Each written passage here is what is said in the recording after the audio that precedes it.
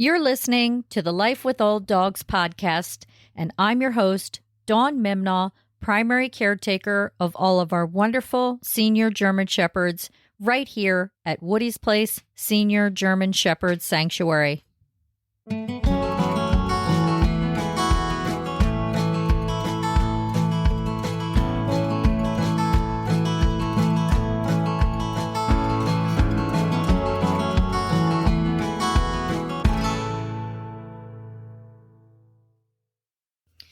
Hey there, and welcome back to the Life with Old Dogs podcast. This is season 5, and we are discussing caring for yourself while you care for your senior German Shepherd. And in this episode in particular, we are discussing your mental health. Okay.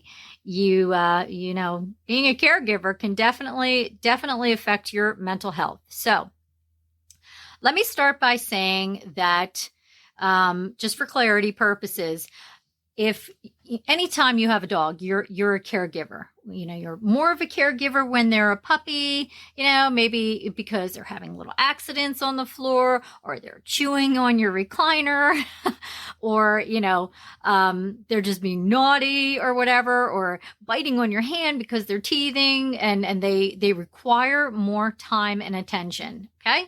And then, of course, once they're a little bit older, they're more go with the flow. They know the routine. They know the drill. Food's great. Exercise is great. Diet, you know, all that stuff. Everything's great. Health is great. So you kind of coast a little bit more, right?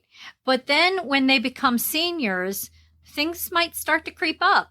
Not with every senior German Shepherd, but with most maybe, things start to creep up. Things like some sort of dysplasia, hip dysplasia, elbow dysplasia, arthritis, degenerative myelopathy, certain cancers, things of those, that nature.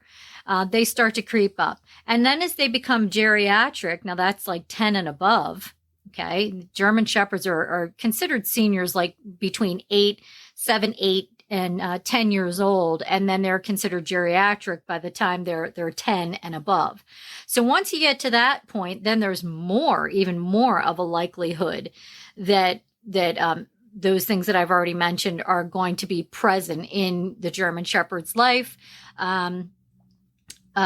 And they require even more care, kind of like they did when they were a puppy. But now you have this big German Shepherd and not this little puppy. So it can be physically taxing as well. So it is important to take care of your mental well-being while you are caring. You are a hands-on caregiver to your older German Shepherd.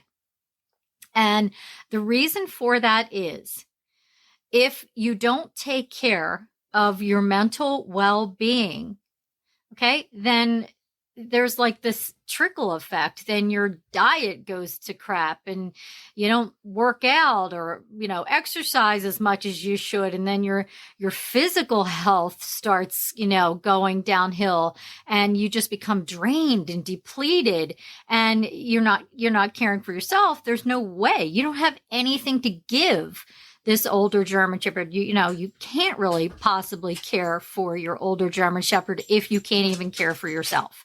All right. So it starts with your mind, your mental well-being.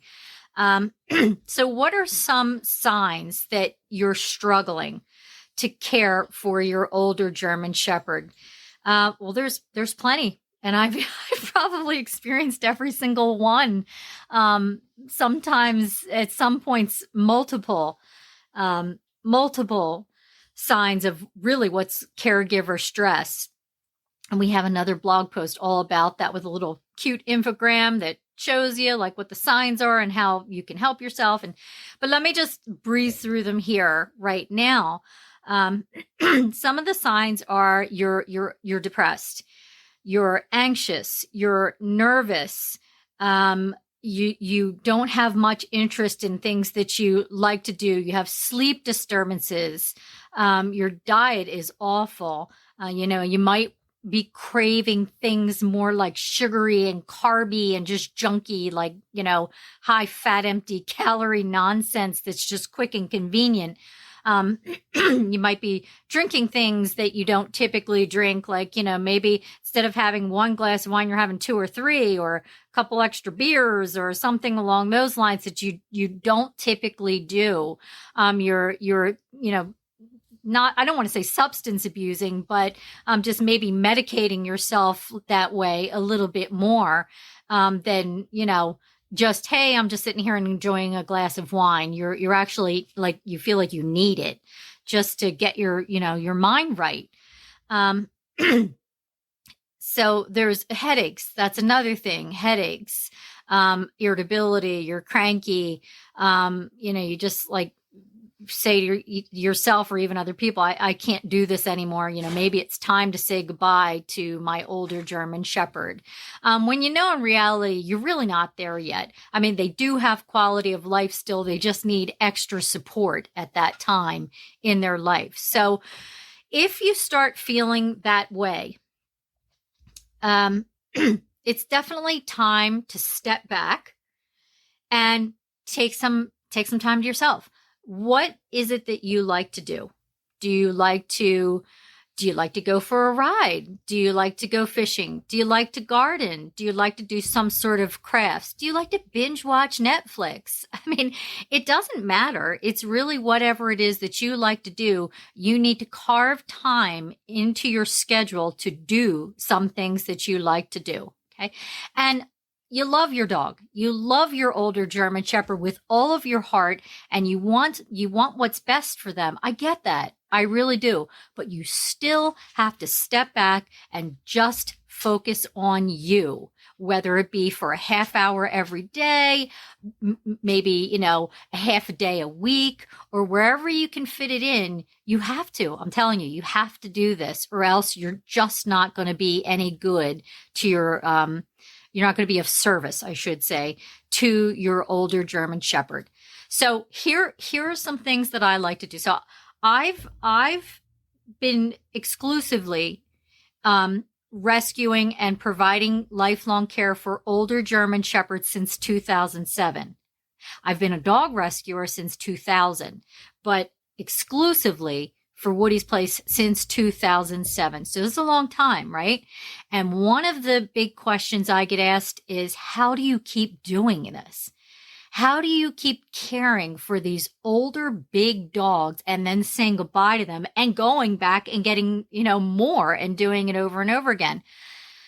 Well, there's lots of times I don't feel like I can and I want to step away. But at the end of the day, it's because I take time for myself. And sometimes people think taking time for yourself is greedy or stingy or self-centered. It's not. It's not. You have to. It's imperative, because basically what you're doing when you're doing that is you're recharging.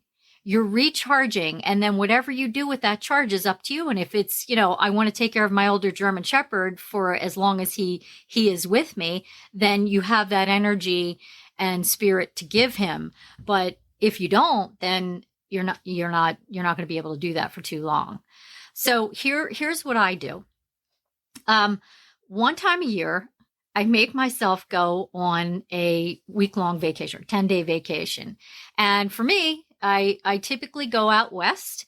I am not a shore person at all. I don't really love tropical weather or anything like that. I mean, I am like a mountain person through and through, and a country girl through and through. I love the mountains. I love lakes. I love rivers.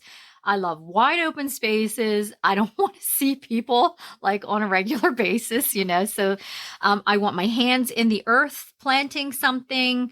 I want to be walking in the woods. I want to see sunrises and sunsets. I just want to, I love that. And I'm an introvert. So I typically gravitate to the Rocky Mountain states, particularly Wyoming. I'm going to live there someday. I'm telling you, don't be surprised.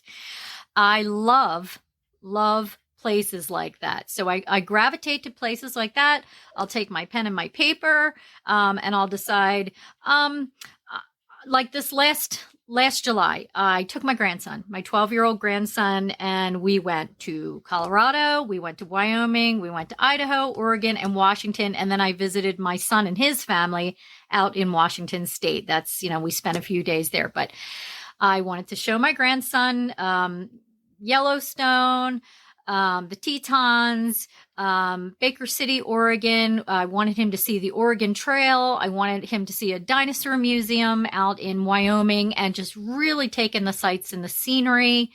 And that's it. That's pretty much what I do. And I get very nervous, like thinking about planning and the dogs and not being with the dogs, because I truly want to be with the dogs all the time, but I know it's not healthy for me to do that. I have this fantastic woman. Her name is Andrea, and she knows these dogs like the back of her hand, and, even the cats. And she also is sort of like a farm girl. So she's great with my goats and my chickens. We have a little homestead here as well. That helps with my mental health. And she's extremely hands-on. She's very knowledgeable. She's very thorough. I don't have a thing to worry about. So it's her and Mr. Woody's place and our youngest son, Tristan, who help out with the dogs while I'm away. So I really don't have to worry, that they're not being cared for properly or something bad is happening or whatever. I don't. I have peace of mind knowing that they're good. So once I get over the stress of planning, preparing to go away is another thing. It's a lot to prepare to go away. I'm not talking about just like flight tickets and car rentals and packing. I'm talking about literally like everything for the dogs, like preparing, making sure all their beds are clean, their blankets are clean, all their food is prepared, medications are labeled, who gets what at what time, on what days, and all that stuff. So it's a lot. It's a lot to get ready. But once I get past all that, I get off the planes, typically in Denver. I get off the plane, get my car, and then that's it. I can just feel the stress melting away. And I think about the dogs. I have cameras set up all over. I can literally check in anytime I want to see what's going on. I check in with the people caring for them while I'm away regularly, but not so much that like I'm micromanaging or I just can't let go. It's just like, every now and again, hey, text message, hey, how's it going? What's going on? Can you send me a picture of the dogs? Whatever. Just to kind of keep tabs to make sure that everything's okay. But like I said, not enough that I'm still stressed because, I'm still the caregiver, because I'm not. I took off that hat and I gave it to a responsible person or persons in this case while I go away and recharge my body and my mind and my soul. So I do that. I make myself go away once a year and I come back feeling like a brand new person. Truly, I feel like a brand new person. I feel like I won $1 million, really. And I'm so excited to see the dogs, and they're excited to see me. And then eventually we, get back into the swing of things. If I can't do that, let's just say I have a senior in my care who has degenerative myelopathy. And I keep going back to that because that's what we get the most of. When it comes to really hands-on caregiving is degenerative myelopathy. That's a big one for us. So let's just say I have a resident here that's, he's to the point where he's like starting to defecate on his pillow or his bed. Sorry. He needs a harness. I have to help him up with a harness. He really can't stand on his own accord, his back end without a harness on. He may or may not be in a wheelchair just yet. And if he's not, he's getting there. So basically my point is he still has quality of life. We're not to the point where we need to say goodbye just yet, but I'm extremely hands-on at this point. And no, I cannot think about going away at this time, checking out the Rocky Mountain states and doing something like that. So what I do then is I leave for short periods of time where, so I'm in the lake region of the Poconos. Okay, that's where the sanctuary is located, and it's gorgeous here. It's gorgeous here. I have some friends that, from school. It's like, what do you do? What do you do up there? What's to do up there? Well, I'm an introvert and I am a country girl and I love nature. So there's lots and lots to do here for me. I like to kayak. I'm in the lake region of the Poconos. There's no shortage of lakes here to kayak in. I fish. I hike. I take joy rides, just riding down country roads, taking in scenery, taking pictures of, like the forest. The Delaware State Forest is only, 2 miles from here. I'll go there, take pictures of wildlife and whatnot. There's antique stores here, lots of antique stores here, and things of that nature. So I will do those things. If it's only for a half hour or, 15 minutes or whatever, I'll go just out in nature. We have woods right behind, the house here. I'll just go walk in the woods. I have a bench in the woods. I'll just go sit in the woods. It's like high up in our woods. Our woods is like, it's kind of like a plateau, and I put it at the highest point. And behind the woods is a giant field. And I'll go sit up there and just watch the sunset. So here I am, literally a stone's throw from the sanctuary. And I can be back in the house in a few minutes if I see something on the camera that needs to be addressed right away. But I'm still decompressing and letting the stress, any stress that I may have, melt away. Another thing that I do is we have there's a place called the Holly Silk Mill. It's the world's largest bluestone building, and it's historic, and it's like this giant castle, and there's a fantastic coffee house there, and that's where my gym is as well, where I go and I work out. So I will go there, and I'll maybe just grab some coffee. I'll sit there and I'll look at the building. So you have the building here and the coffee house is over here and the parking lot's in front. And off to the side over here is this panoramic view of mountains and the Lackawaxen River. And I'm telling you, it's breathtaking. It's really pretty. I'm like going off a little bit here. It's gorgeous here. I feel really, really fortunate to be here. And I often say, 12 million people don't come here annually because it's a dump. I mean, it's really, really beautiful here. So it's hard to feel stress in an area like this if you're a person who loves nature, because it's just everywhere. So literally just even going out for a ride and just driving around helps me decompress if I only have a few minutes to spare. That at least helps me recharge a little bit and then come back, and then I can deal with whatever I have to deal with. Now, if you're in a situation where, you can't do that, you need to enlist some help. I have help. I don't do everything by myself. I mean, sometimes I will be here all day long waiting for Mr. Woody's place to come home. If I have a senior German Shepherd in my care who really just can't, get around by himself, or because of cognitive disability or mobility issues, and I will wait for Mr. Woody's place to get home. I'll wait for him to get a shower, get himself situated, decompressed, whatever. And they'll be like, hey, I have to go to the grocery store and I need for you to keep an eye on so-and-so. So I have, we have like that team. My son Tristan is also only a few miles up the road. I can call him if I need something. Or volunteer Karen also lives down the road. I could always, rely on her to help out and sit with a senior German Shepherd in my care for a half hour or so if I need it. So if you're in a situation where you have an older German Shepherd and maybe you live by yourself and you're in a situation where you're like, I'm tearing my hair out here.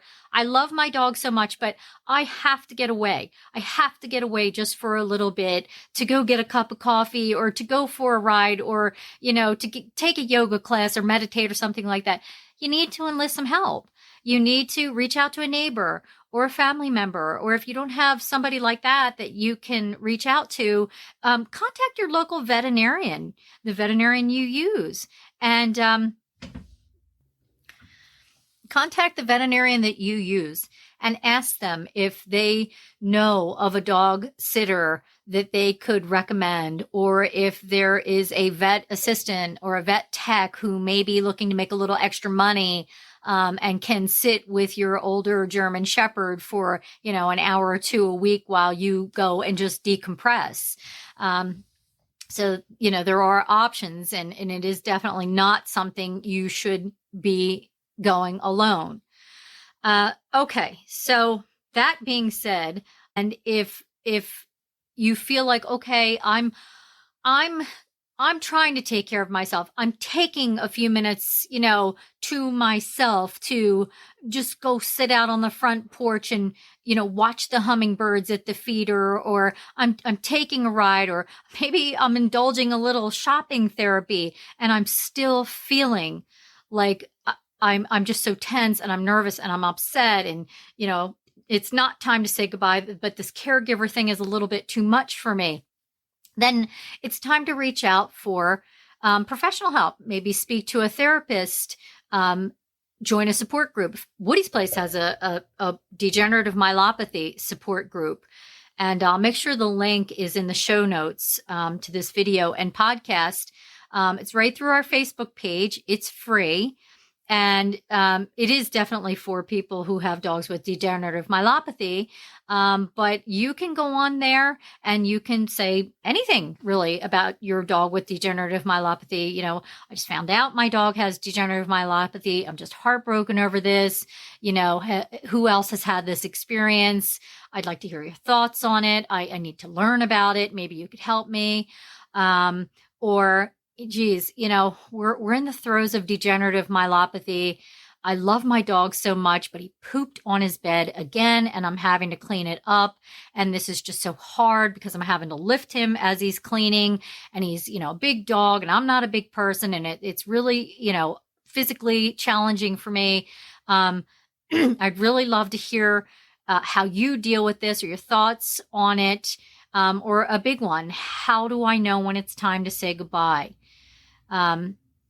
My dog is at this point in his life right now. He might have canine cognitive disability and doggy dementia, and you go to let him out the door, and he just stands there, and he's not really sure. He doesn't have the mobility issues. He can go out physically, but mentally he's not there, and he's just standing there, and he's looking out the door. And so you help guide him outside, and he just stands there like he's not really sure what's happening or what's going on. And then you help him back inside, and he pees on the floor because he's confused, because he has no idea. So you start getting to that point, like, when is it time to say goodbye? And that ushers in this whole host of emotions that wreak havoc really on your mental well-being. So that group is really phenomenal. It's a judgment-free zone. I personally monitor it. So I make sure that there is no criticism, harsh words or judgments or anything like that. So check it out. Like I said, I'll be sure to leave it in the show notes, and it's a good deal. It's definitely a good deal. All right, let me see here. Okay, another thing that I want to add about your mental health while being a caregiver for your older German Shepherd is you need to be kind to yourself. I say this all the time. You have to be kind to yourself. If you're having a tough day, you've had to clean the blankets on the bed, 2 or 3 times because maybe your German Shepherd is urinary incontinent, and he's dribbled a little bit, and you can smell it, and okay, you're having to clean him, and then you're having to clean the blanket that's on the bed and all that stuff, and you've got like this mountain of wash that you're trying to keep up with because you have a whole other life still, right? You got your house to clean, your family to take care of, your job, maybe there's, kids that have to be run around to different activities and stuff like that. be kind to yourself. You have to be kind to yourself. So if you can only complete a small task, just complete that small task. The rest will be there at some other time. Okay. And if it's something that needs to be addressed right away, enlist help. If you have kids that can help out, get your kids to help out. If you have a spouse that can help out, get your spouse to help out. If you have friends that are willing to help, get your friends to help out. But just be okay with the small tasks that you complete. And remember that it's not going to last forever. This is not going to last forever. Degenerative myelopathy in dogs does not last forever. Canine cognitive disability does not last forever. Our senior German Shepherds don't last forever. Okay. So you basically are being the hands-on caregiver and trying to make these memories still with your senior German Shepherd. All right.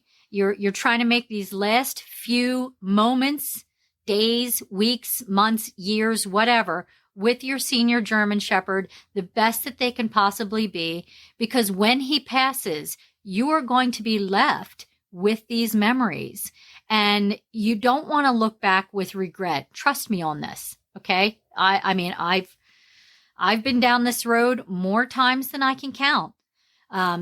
And you don't want to be left with regrets. You want to be left with, okay, this is hard. I just lost, my best friend here. I just lost my senior German Shepherd. The end was not easy because I was a caregiver quite a bit, and it was hard, but it was worth it. And I was able to send him across the rainbow bridge knowing I did everything I could for him and kept him as comfortable as possible for as long as possible. And I still was able to take care of my mental well-being and myself at the same time. You want to be left with those kind of memories. All right. Then it was just so hard, and I was so stressed, and I couldn't sleep, and I gained 15 pounds because I was constantly freaking out and taxed, and I never had any time for myself. And, you just don't want that. You don't want those memories, right? You want them to be a good thing and not a bad thing. So, small tasks, be happy with them. Remember to eat right. Try to get enough sleep, even if you have to have your senior German Shepherd's bed right next to you. Move it. It's not a permanent thing, right? You can move it. And this way, if you wake up during the night and you're just curious, you can look over and see, okay, they're laying there, they're sleeping. I know everything's okay, and you can go off to sleep yourself. Again, meditation, yoga, smile, right? Laugh, watch a funny video online. There's plenty of those out there, especially with TikTok. Watch a funny video. I'm not saying get all engrossed into that, but if you're feeling down, watch something that's going to make you smile. Speak with someone that they're going to lift your spirits. Okay. And let's see. I think that's about all I have, except for take it day by day. That's the other thing. Take it day by day, because when you are a hands-on caregiver to a senior German Shepherd, that's the only thing you can do, is take it day by day. And remember that, like I said, it's not going to be forever. And you want to be left with positive memories of that transition from, okay, they needed help, and now they're across the rainbow bridge. All right. So that's it. That's all I have for this week. Next week, we are focusing on diet. And this is a big one for me. I am horrible, and I can admit this openly. I am awful about getting stressed and worked up and anxious, and then just grabbing, like, especially during like the holidays, and with Woody's place and then the holidays, because there's just so much going on. My diet just goes to crap. It just, I just want sugary, carby, junky stuff that I know is no good for me. And truly, I mean, within like a day or so, I start feeling awful, both mentally and physically, because I'm just loading myself with things my body doesn't not only doesn't need, but also is bad for me. So we're gonna be talking about that and ways to combat making sure or ways to combat wanting that quick fix and just grabbing for, something quick and junky just to, make sure you have something in your stomach. All right. So that is it. Until next time, folks, be well and give your senior German Shepherd a big